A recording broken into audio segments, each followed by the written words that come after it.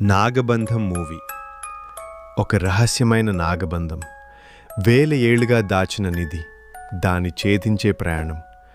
కానీ ఈ సినిమా నిజంగా థియేటర్లో చూడాల్సిన గ్రాండ్ అడ్వెంచరా, లేక కేవలం విజువల్స్కే పరిమితమైందా? నాగబంధం ఒక మైథాలజికల్ అడ్వెంచర్ థ్రిల్లర్. సినిమా మొదటి నుంచి చివరి వరకు భారీ విజువల్స్, గ్రాండ్ సెట్స్, విఎఫ్ఎక్స్తో ఆకట్టుకునే ప్రయత్నం చేస్తుంది. విరాట్ కర్ణ తన పాత్రలో మంచి ఎనర్జీతో కనిపిస్తాడు.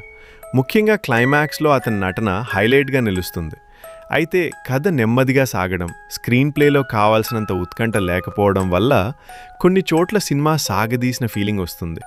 భావోద్వేగాల కంటే విజువల్ స్పెక్టికల్పై ఎక్కువ ఫోకస్ పెట్టినట్టు అనిపిస్తుంది.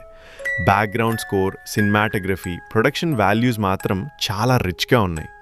Mythology, treasure hunt, adventure genre ఇష్టపడే వారికి ఈ సినిమా ఒకసారి చూడదగ్గ అనుభవం కావచ్చు. కానీ ఫాస్ట్ పేస్డ్ కథను ఆశించే వారికి మాత్రం కొంత నిరాశ కలిగించే అవకాశం ఉంది. ఈ మూవీకి మన రేటింగ్ 3.5/5. ఫైనల్గా చెప్పాలంటే విజువల్స్ కోసం తప్పకుండా చూడొచ్చు, కానీ కథ విషయంలో అంచనాలు కొంచెం తగ్గించుకుంటే మరింత ఎంజాయ్ చేస్తారు. మీరు ఈ మూవీ చూసారా? మీకు ఎలా అనిపించింది? కామెంట్లో చెప్పండి. And don't forget to subscribe. Have a great day.